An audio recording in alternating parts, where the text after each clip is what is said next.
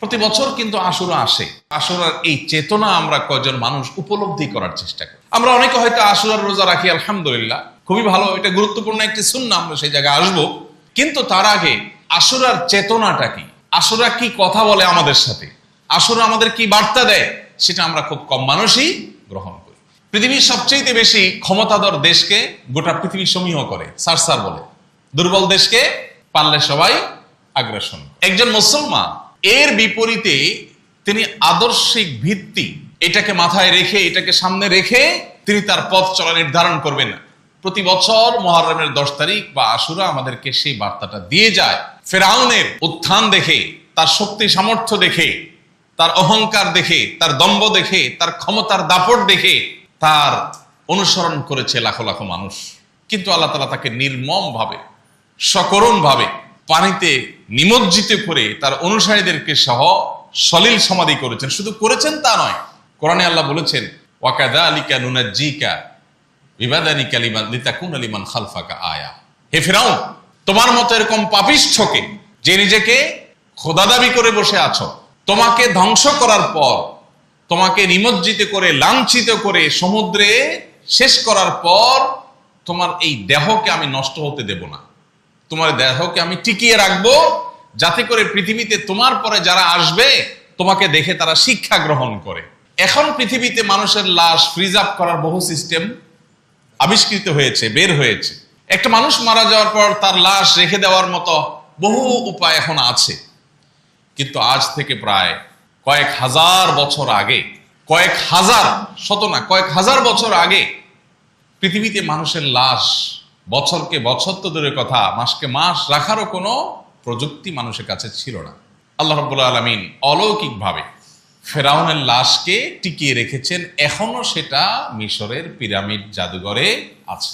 কোরআন বলেছে 1450 বছর আগে তোমার লাশ এটাকে রেখে দেয়া হবে, যাতে করে পরবর্তীতে যারা আসবে পৃথিবীতে তারা শিক্ষা গ্রহণ করে এবং তারা যেন তাদের জীবনের গতিপথ ঠিক করে নেয়, তাদের আদর্শ যেন স্থির করতে পারে যে তারা কি তথাকথিত বিজয়ী শক্তি দেখে, পেশি শক্তি দেখে, টাকার জোট দেখেই শুধুমাত্র মানুষ দল ভিড়বে, বিভিন্ন গ্রুপে বিভক্ত হবে, গ্রুপের অনুসরণ করবে, নাকি তারা আদর্শিক ভিত্তিতে অগ্রসর হবে। এই করণীয়টা যাতে মানুষ নির্ধারণ করতে পারে, সেজন্য তোমার এই দেহকে রেখে দেওয়া হলো। প্রিয় ভাইরা আমার, প্রতি বছর কিন্তু আশুরা আসে, কিন্তু আশুরার এই চেতনা আমরা কয়জন মানুষ উপলব্ধি করার চেষ্টা করি। আমরা অনেকে হয়তো আশুরার রোজা রাখি, আলহামদুলিল্লাহ, খুবই ভালো, এটা গুরুত্বপূর্ণ একটি সুন্নাহ, আমরা সেই জায়গায় আসবো। কিন্তু তার আগে আশুরার চেতনাটা কি, আশুরা কি কথা বলে আমাদের সাথে, আশুরা আমাদের কি বার্তা দেয়, সেটা আমরা খুব কম মানুষই গ্রহণ করি। এই জন্য কোরআনে কারীম যদি আপনি তেলাওয়াত করেন, আপনি অবাক হবেন। কোরআনের পাতায় পাতায় আল্লাহ তাআলা বলেছেন, কালিলাম মা তাযাক্কারুন আফালা তাকিলুন। তোমরা কি একটু ভাবো না? তোমরা কি এই সমস্ত ঘটনা থেকে শিক্ষা গ্রহণ করো না? তোমাদের খুব অল্প সংখ্যক মানুষ আছে যারা উপদেশ গ্রহণ করে। প্রিয় ভাইরা আমার, অতএব শুধু আশুরার নফল সিয়াম বা সুন্নাহ রোজা রাখাই নয়, আশুরার যে চেতনা আছে, আশুরার যে শিক্ষা আছে, সেটা আমাদের জীবনে ধারণ করতে হবে, আমাদের সমাজে সেটার চর্চা করতে হবে।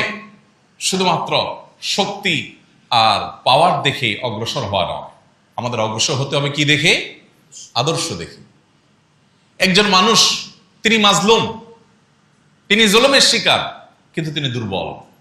তার পক্ষে গেলে আমার তেমন কোনো লাভ হবে না, কিন্তু আমি জানি তিনি মাজলুম, তাহলে আমাকে তার পক্ষে অবলম্বন করতে হবে। একজন মানুষ, তার অনেক কিছু আছে, তারা সবাই বাহবা করে দেয়, তার মাথায় সবাই তেল দেয়, তাকে সবাই সারসার বলে, তাকে সবাই দাওয়াত করে, আদর করে। যদি আদর্শিক ভিত্তি তার দুর্বল থাকে, তো আপনি তাকে ইগনোর করা হলো আশুরার শিক্ষা।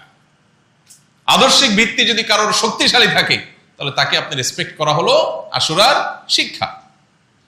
আমাদের সমাজে এক সময় সৎ মানুষের কিছু মূল্য ছিল।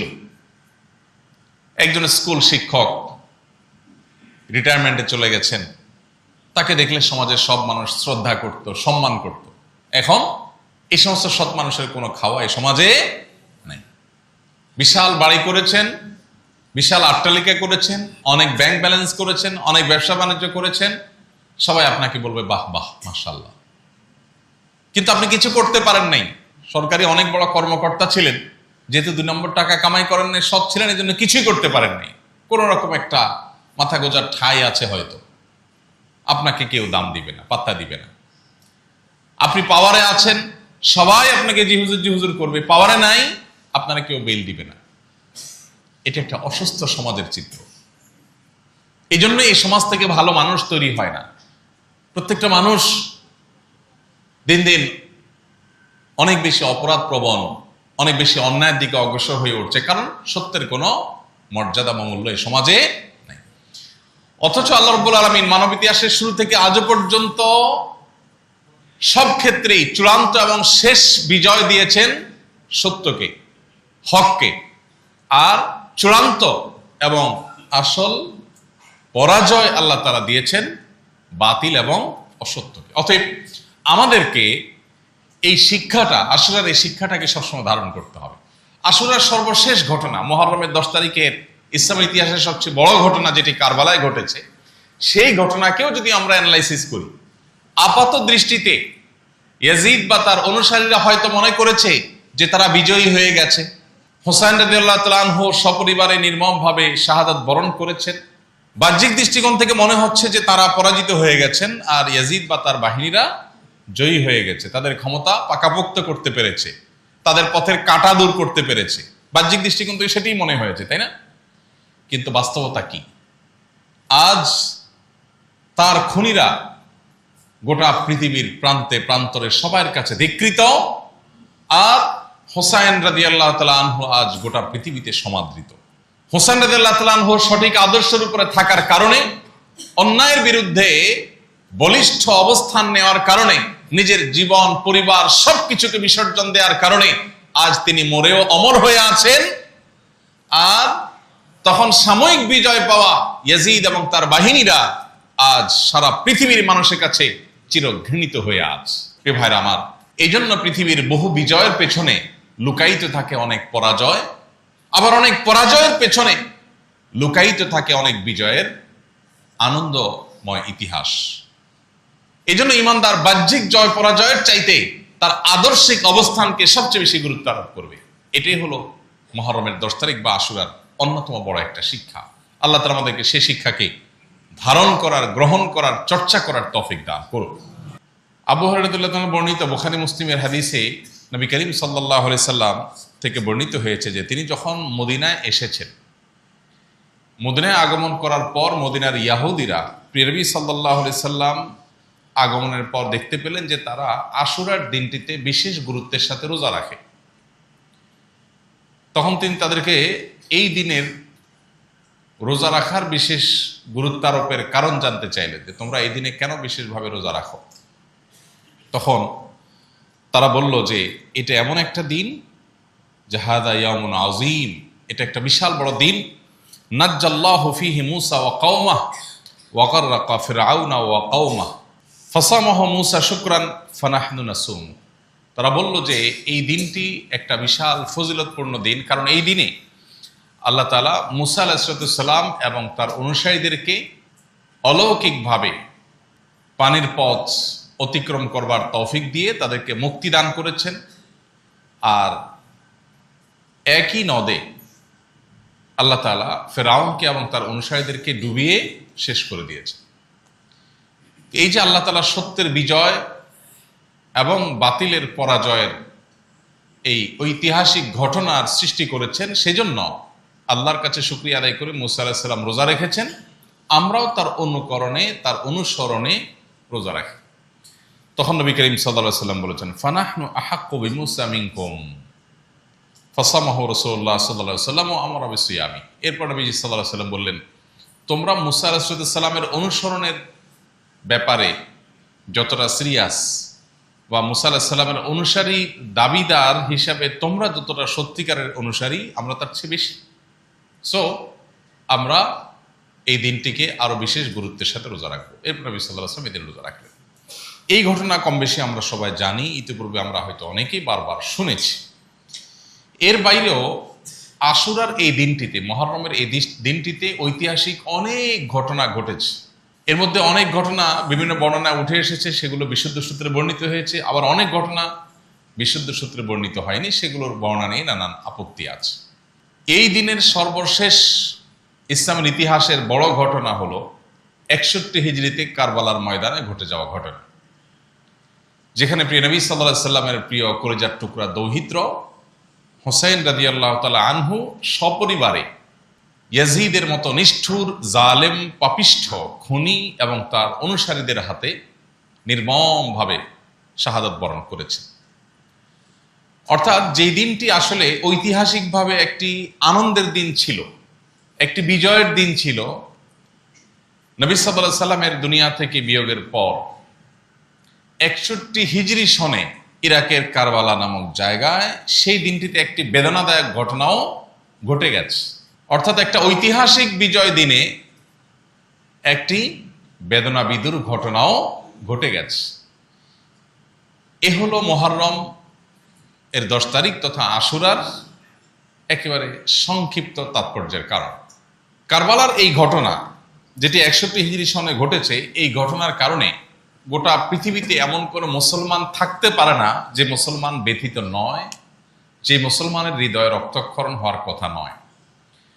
যে হাসান হোসেন রাদিয়াল্লাহু তাআলা আনহুমাকে নবী করিম সাল্লাল্লাহু আলাইহি সাল্লাম নিজের নাতি হিসেবে, জান্নাতি যুবকদের সর্দার হিসেবে, বহু কল্যাণের অগ্রদূত হিসেবে নবী করিম সাল্লাল্লাহু আলাইহি সাল্লাম যাদেরকে অনেক স্নেহ করতেন, মমতা দিতেন, আদর করতেন, যাদের বিভিন্ন মর্যাদার বর্ণনা রয়েছে, তাদেরকে যদি কোনো জালিম, কোনো ক্ষমতালোভী, কোনো পাপিষ্ঠ, কোনো ফ্যাসিস্ট যদি নির্মমভাবে সপরিবারে হত্যা করে, খুন করে, তাহলে সেই ঘটনায় মুসলমান হিসেবে আমরা সবাই ব্যথিত। আমাদের প্রিয় নবী সাল্লাল্লাহু আলাইহি সাল্লাম যদি বেঁচে থাকতেন আর তার জীবদ্দশা যদি তার নাতির সাথে এরকম আচরণ করা হতো, নিশ্চয়ই তিনি অনেক কষ্ট পেতেন। তো আমরা মুসলমান হিসেবে আমরাও সেই ঘটনায় ব্যথা পাবো, কষ্ট পাবো, সেটাই স্বাভাবিক। এর পাশাপাশি মুহররমের 10 তারিখ বা আশুরাকে কেন্দ্র করে আমাদের বেশ কিছু বিষয় জানার আছে, শেখার আছে, বোঝার আছে। সে জানা, শেখা এবং বোঝার যে বিষয়গুলো আছে তার মধ্যে থেকে সবচেয়ে বড় বিষয় হলো আল্লাহ রাব্বুল আলামিন সত্য এবং হককে বিজয়ী করেন, অসত্য এবং বাতিলকে পরাজিত করেন। এটা আল্লাহ তাআলার অমোঘ বিধান, এটা আল্লাহ তাআলার চিরাচরিত নিয়ম। মানব ইতিহাসের শুরু থেকে আজও পর্যন্ত কোনো বাতিলকে আল্লাহ তাআলা চূড়ান্ত সুখ পেতে দেননি। সাময়িক ছাড় দিয়েছেন, সাময়িক সুখ দিয়েছেন। কত ফ্যাসিস্ট, কত জালিম, কত অত্যাচারী আমরা দেখেছি। মহল্লায় ছোট জালিম, ছোট মাস্তান, ছোট চাঁদাবাজ, ছোট অত্যাচারী, কিংবা কোনো বড় স্টেট বা রাষ্ট্রের কোনো বড় ফ্যাসিস্ট বা ক্ষমতালোভী বা জালিম, কিংবা আন্তর্জাতিক পরিমণ্ডলের কোনো পরাশক্তি যারা বিভিন্ন উপায়ে পৃথিবীর দুর্বল মানুষদের উপর অত্যাচার, অবিচার, জুলুম, নিষ্পেষণ পরিচালনা করে, তাদের চাকচিক্য দেখে আমরা বিভ্রান্তিতে পড়ে যাই। প্রতি বছর মুহররমের 10 তারিখ আশুরা এসে আমাদের বিবেকে করাঘাত করে, জেগে উঠো, ঘুমিয়ে থেকো না, তোমার ভুল ভাঙো। তুমি যেটাকে চাকচিক্যময় বিজয় ভাবছ, তার পেছনে লুকায়িত আছে নির্মম পরাজয়ের ঘটনা। আজকের পৃথিবী, যে পৃথিবীকে আমরা সভ্য পৃথিবী মনে করি, দাবি করি, যে পৃথিবীকে আমরা অনেক মানবিক পৃথিবী মনে করি, এই পৃথিবীরও নির্মম কালো অধ্যায় আমাদের কম বেশি জানা থাকার কথা।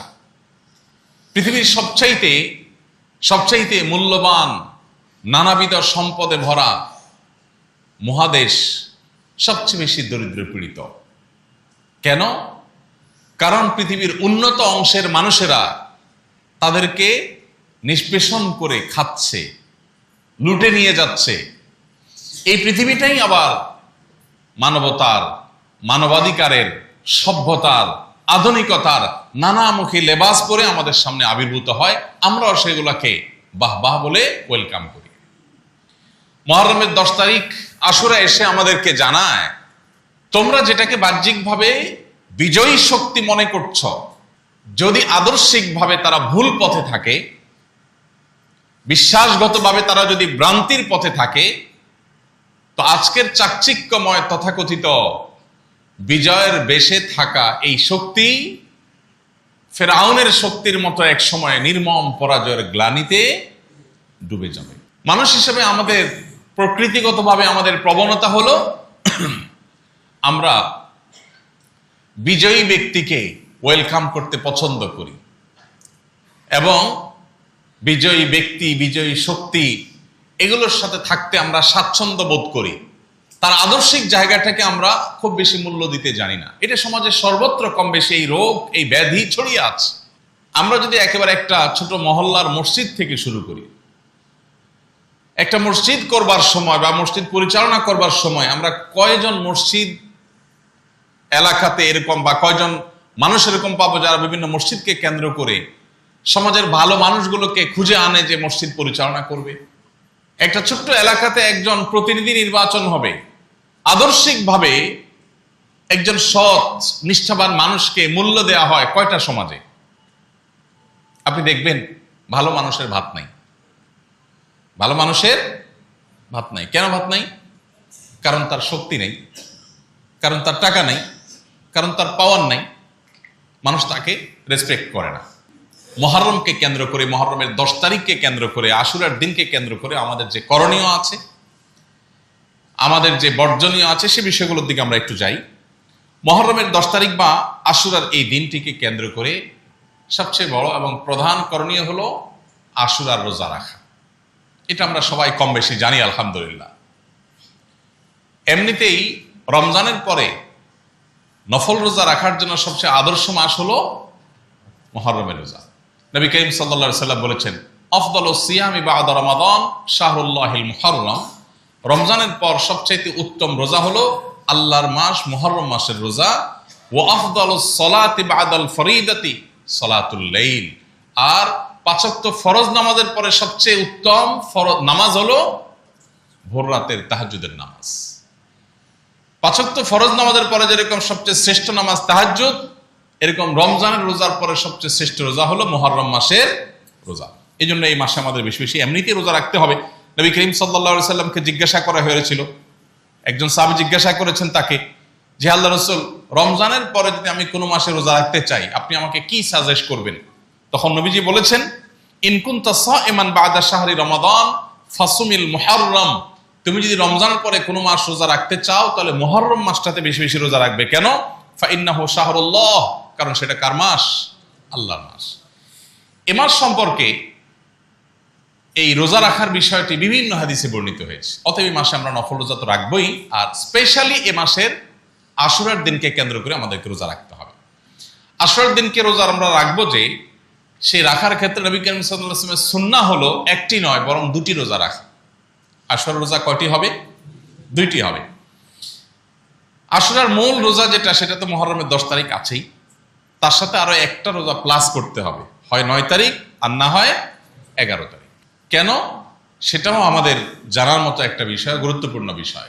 আমরা এটা অনেকে শুনেছি নিশ্চয়। নবী করিম সাল্লাল্লাহু আলাইহি ওয়াসাল্লাম যখন দেখেছেন মদিনায় ইহুদিরা আশুরা উপলক্ষে একটা রোজা রাখে, নবীজি সাল্লাল্লাহু আলাইহি ওয়াসাল্লাম তখন সাহাবাদেরকে নির্দেশ করলেন যে, সুমু ইয়াওমান ক্বাবলাহ আও ইয়াওমান বা'দাহ। তোমরা তাদের যে আশুরার রোজা মুসা আলাইহিস সালামের অনুকরণে তারা রাখে, সেটা আমরাও রাখবো। আমরাও যদি মুসা আলাইহিস সালামকে শ্রদ্ধা করি, তার প্রতি ঈমান আনি নবী হিসেবে, রাসূল হিসেবে, কিন্তু পাশাপাশি আমরা মুসলিম হিসাবে তাদের থেকে আমাদের স্বাতন্ত্র বিশেষ বৈশিষ্ট্য যেন হয়, সেজন্য আমরা একটা রোজা প্লাস করব, হয় একদিন আগে আর না হলে একদিন পরে। তাহলে তারা রাখে একটা, আমরা রাখবো 2টা।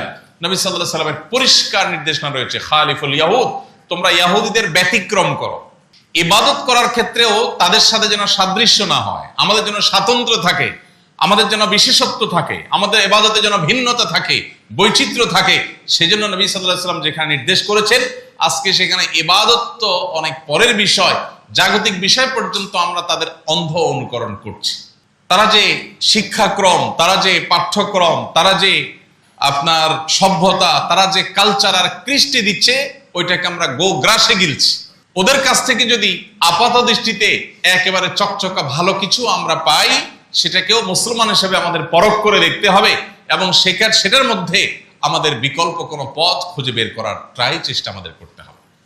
আজ আমরা তাদের অন্ধ অনুকরণ করছি, ইহুদি খ্রিস্টানদের অন্ধ অনুকরণে আমরা শেষ হয়ে যাচ্ছি। তো রোজার ক্ষেত্রে নবী সাল্লাল্লাহু আলাইহি ওয়াসাল্লাম যেখানে তাদের থেকে পার্থক্য রাখতে বলেছেন, তাদের ব্যতিক্রম করতে বলেছেন, সেখানে জাগতিক বিষয়ে, দুনিয়াবী বিষয়ে তাদের অনুসরণ করা কত বেশি ভয়াবহ হতে পারে। এজন্য আমাদের সর্বপ্রথম করণীয় হবে আশুরার রোজা রাখা।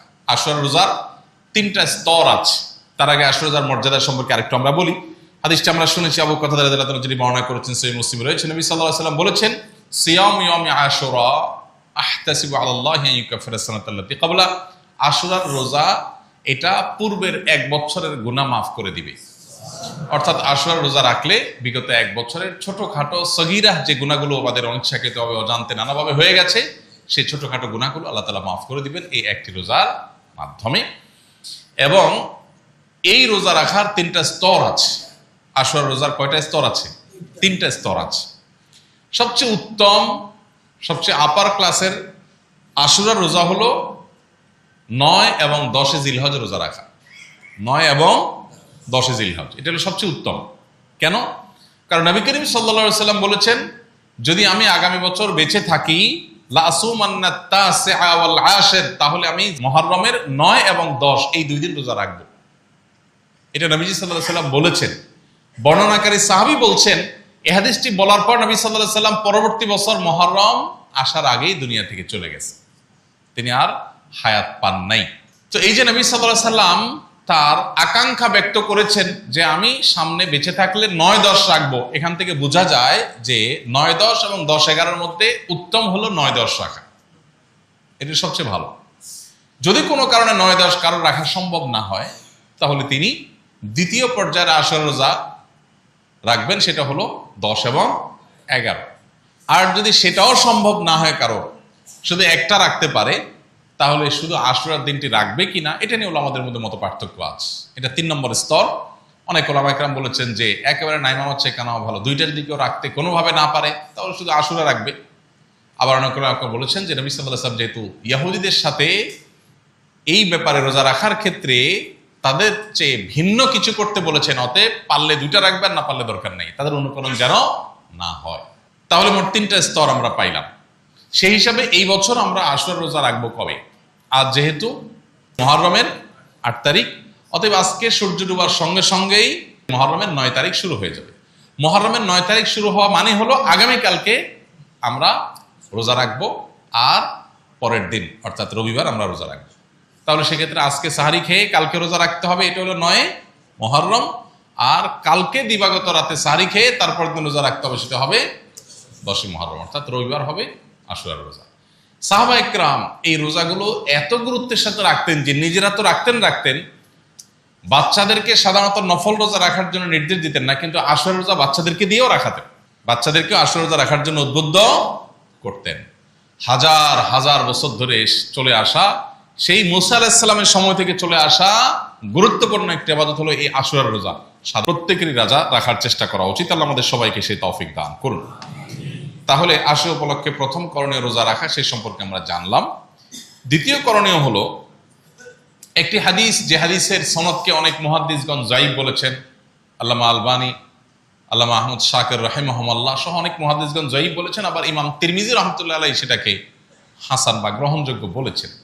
সে হাদিসটি হলো যে এই দিনে পূর্বের বিভিন্ন জাতিকে আল্লাহ তাআলা ক্ষমা করেছেন, তাদের তওবা কবুল করেছেন, এবং পরবর্তীতে যারা আসবে তাদেরও তওবা কবুল হবে। এই হাদিসের ভিত্তিতে এই দিন উপলক্ষে আল্লাহর কাছে তওবা করা, ইস্তেগফার করা, ক্ষমা প্রার্থনা করা, আল্লাহর দিকে ফিরে আসা, এটা তাৎপর্য বা গুরুত্ব বুঝে আসে। আশুরাকে কেন্দ্র করে অনেক বর্জনীয় বিষয় আছে, অনেক বিদআত আমাদের সমাজে প্রচলিত আছে। আপনারা বিশেষ করে সোশ্যাল মিডিয়া খুললেই দেখবেন, এমনকি মূলধারা মিডিয়াগুলোতেও চোখ বুলালেই আপনারা দেখতে পাবেন যে আশুরাকে কেন্দ্র করে এমন অনেক কর্মকাণ্ড হয়ে থাকে যেগুলোর সাথে কোরআন বা সুন্নাহর কোনো সম্পর্ক নাই। আমরা যখন কোনো ফসলের ক্ষেত চাষ করি, ফসল চাষ করি কোনো ক্ষেতে, ফসলের ক্ষেতের দিকে তাকালে আমরা দেখি সেখানে ফসল শুধু হয় না, সাথে আগাছাও হয়। আমাদের কাজ হলো ফসলগুলোকে জিইয়ে রাখা আর আগাছাগুলোকে পরিষ্কার করে ফেলে দেওয়া। ঠিক একইভাবে যে কোনো ইবাদতকে ঘিরে কোরআন এবং সুন্নাহ থেকে একেবারে নির্দেশিত আমল যেমন আমাদের সামনে আছে, ঠিক একইভাবে অনেক বেদাতও আমাদের সামনে চলে আসে। এই বেদাতগুলোর ব্যাপারে আমাদের কি থাকতে হবে? সতর্ক এবং সাবধান থাকতে হবে। আশুরাকে কেন্দ্র করে প্রচলিত যে বেদাতগুলো আছে, এর মধ্যে সবচেয়ে বড় বেদাত হলো কারবালার ঘটনাকে কেন্দ্র করে, যেই ঘটনার জন্য আমরা প্রত্যেকটা মানুষ ব্যথিত, এটা আমাদের ঈমানের দাবি, কিন্তু সেটাকে কেন্দ্র করে এই শত শত বছর অতিক্রম হওয়ার পরও, হাজারো বছর অতিক্রম করার পরও এখনো পর্যন্ত সেটাকে কেন্দ্র করে নানান উপায়ে শোক পালন করা। নবী করিম সাল্লাল্লাহু আলাইহি সাল্লাম পরিষ্কারভাবে বলেছেন 3 দিনের পর কোনো শোক পালন জায়েজ নয়। কয় দিনের পর? 3 দিনের পর। একজন বিধবা নারী, তিনি শুধুমাত্র 4 মাস 10 দিন পর্যন্ত শোক পালন করতে পারেন স্বামীর বিয়োগে। এছাড়া যত মানুষ দুনিয়া থেকে যাবে, যে কারোর মৃত্যুতে মানুষের শোক পালন হবে সর্বোচ্চ কতদিন? 3 দিন। 3 দিনে বেশি শোক পালন করা যায়। হ্যাঁ, কোন মানুষের বিয়োগে আপনার মনের ব্যথা, সেটা তো 3 বছরও থাকতে পারে, 30 বছরও থাকতে পারে, সারা জীবনও থাকতে পারে, সেটা ভিন্ন বিষয়। ব্যথা থাকা এক জিনিস, ব্যথার কারণে তাকে স্মরণ করা সেটা এক জিনিস, আর শোক পালনের আনুষ্ঠানিকতা আরেক জিনিস। এই জন্য নবী করিম সাল্লাল্লাহু আলাইহি ওয়াসাল্লাম প্রিয় দৌহিত্রের এই নির্মম মৃত্যুকে কেন্দ্র করে যে শোক পালনের প্রথা আমাদের সমাজে প্রচলিত আছে, বিশেষ করে শিয়া সম্প্রদায়ের মধ্যে এটা নিয়ে যত বাড়াবাড়ি সীমালঙ্ঘন আছে, সেগুলো আমাদেরকে বর্জন করতে হবে, কারণ সেগুলো কোনোটাই নবী সাল্লাল্লাহু আলাইহি ওয়াসাল্লাম আমাদেরকে নির্দেশ করে যান নাই। আগাছা এবং ফসল দেখতে একরকমই মনে হয়, তাই না? ধান খেতে যে আগাছা হয়, সে আগাছাগুলো দেখতে ধান গাছের সাথেই মিলে যায়, মিশে যায়, একরকম দেখা যায় প্রায়, কিন্তু সেগুলোকে ফেলে দিতে হয়। ঠিক একইভাবে বেদাতগুলোকে আমাদের জীবন থেকে আমাদের ছুঁড়ে ফেলে দিতে হবে, সুন্নাহকে আমাদের আঁকড়ে ধরতে হবে। নবীজি আশুরার রোজা রাখতে বলেছেন, আমরা আশুরার রোজা রাখবো। নবীজি আমাদেরকে শোক পালন করতে বলেন নাই, তাজিয়া মিছিল বের করতে বলেন নাই, অতএব সেগুলো আমরা করব। এই দিনকে কেন্দ্র করে নানান আপনার কর্মকীর্তি আমাদের সমাজে হয়ে থাকে। লাল ডেক চড়ানো হয় মহররমকে কেন্দ্র করে, আপনারা জানেন। অনেক এলাকার দেখা যাচ্ছে বিহারি প্রধান এলাকাগুলোতে একটু বেশি হয়, শিয়া প্রধান এলাকা থাকলে সেখানে একটু বেশি হয়। চাঁদা তুলে তারা ধুমধামে খায়। যে আশুরার দিনে নবীজি সাল্লাল্লাহু আলাইহি ওয়াসাল্লাম রোজা রাখতে বলেছেন, ওই দিন তারা চাঁদা তুলে আরো বিরিয়ানি খায়। তাহলে এটা যে ভুল কাজ, এটা বোঝার জন্য পণ্ডিত হওয়ার দরকার নাই, কমন সেন্স থাকলে যথেষ্ট। যেখানে আশুরার দিনে নবী সাল্লাল্লাহু আলাইহি ওয়াসাল্লাম রোজা রাখতে বলেছেন, তারা ওই দিন আরো চাঁদা তুলে লাল ডেক বসায়া বিরিয়ানি খায়, বিতরণ করে, তবরক বিতরণ করে, দেখবেন। তো এগুলোর সাথে ইসলামের কোনো সম্পর্ক নাই। অনেকে দেখবেন হোসেন রাদিয়াল্লাহু তাআলা আনহু শহীদ হয়েছেন, সেজন্য নিজের শরীরকে নিজে আঘাত করে, বাচ্চাদের শরীরকে আঘাত করে, রক্তাক্ত করে। শিয়াদের এই সমস্ত অপসংস্কৃতি, তাদের সমস্ত বেদাত এবং ভুল কাজ, এগুলো যাতে কোনোভাবে আমাদেরকে স্পর্শ না করে। এর বাইরে আশুরাকে কেন্দ্র করে আর নানাবিধ বেদাত আছে, কুসংস্কার আছে, সেগুলো সম্পর্কে আমাদের সচেতন সতর্ক থাকতে হবে। আর ইবাদত যেগুলো আছে সেগুলো আমাদেরকে ধারণ করতে হবে। ইবাদত এবং বেদাত সম্পর্কিত ধারণা আমাদের একেবারে পরিষ্কার থাকতে হবে। আল্লাহর কাছে কিয়ামতের ময়দানে ইবাদত গ্রহণযোগ্য হবে, বেদাত কখনো গ্রহণযোগ্য হবে না। অতএব দেখতে ইবাদত মনে হলেও কোরআন হাদিসে যদি প্রুফ না থাকে, তাহলে সেটা আমরা কখনো ধারণ করব না, গ্রহণ করব না। আল্লাহ রাব্বুল আলামিন আমাদের সবাইকে আশুরার প্রকৃত শিক্ষা, আশুরার প্রকৃত চেতনা, সেটিকে আমাদেরকে ধারণ করার তৌফিক দান করুন। আমরা যেন সবসময় হক এবং সত্যের সাথে থাকি। সেই হক এবং সত্য যদি দুর্বল হয়, যদি বাহ্যিকভাবে পরাজিত হয়, দুর্বল হয়, তারপরে আমি হকের সাথেই থাকব, সত্যের সাথেই থাকব। আর অসত্য, বাতিল, ভুল পথ, সেটা যত শক্তিশালী হোক, আমি তার সাথে থাকবো না। এই অবস্থানটা যদি আমরা পরিষ্কার করতে পারি, তাহলে শুধুমাত্র ওই মূসা আলাইহিস সালামের মতো বিজয়ী হব না, হোসেন রাদিয়াল্লাহু তাআলার মতো অমরই হব না। ইনশাআল্লাহ আখিরাতের অনন্ত অসীমকালের সুখ, স্বাচ্ছন্দ্য এবং সেখানকার সাফল্য নির্ভর করে এটার উপরে, সেটা আমাদের জন্য অপেক্ষা করবে যদি আমরা আমাদের আদর্শিক জায়গাটাকে পরিষ্কার করতে পারি। আল্লাহ আমাদের সবাইকে সে তৌফিক দান করুন। স্রোত এবং গড্ডালিকার যে প্রবাহ, সেটার বিপরীতে আদর্শের উপরে চলার এই মানসিক কাজ পৃথিবীতে বড় বিরল হয়ে গেছে। আছে সমাজে আলহামদুলিল্লাহ অনেক মানুষ আছে আদর্শবান, নীতিবান, তারা স্রোতের তালে গা ভাসায় না, তারা স্রোতের বিপরীতে চলে। সবাই একদিকে, কিন্তু তার বিবেক বলছে না এটা ভুল পথ, সে যায় না সেদিকে। এই যে স্বল্প সংখ্যক মানুষ, এরাই কিন্তু জান্নাতি হবে। জান্নাত কিন্তু মূলধারার মূল স্রোতের মানুষ জান্নাতে যাবে না। জান্নাতে যাওয়ার সংখ্যা কম, জাহান্নামে যাওয়া মানুষের সংখ্যা বেশি। সমাজের সবাই একদিক ছুটে, আপনিও সেদিকে ছুটছেন, আদর্শ দেখা দেখি নাই, তাহলে আপনি ভুল পথে আছেন। আপনাকে ভাবতে হবে আমি যা করতে যাচ্ছি, যা করছি, সেটা আসলে সঠিক কিনা। অতএব আসলের এই চেতনাকে আসুন জীবনে বারবার আমরা ধারণ করি, আমরা এটাকে গবেষণা করি, এটা নিয়ে ভাবি এবং এটাকে আমাদের জীবনে চলার পথের জন্য নির্দেশনা হিসাবে গ্রহণ করি। আল্লাহ আমাকে আপনাকে আমাদের সবাইকে তৌফিক দান করুন। আর আশুরার রোজা আমরা এটা কেন যেন মিস না করি, যাদের রাখার সামর্থ্য আছে সবাই রাখার চেষ্টা করি।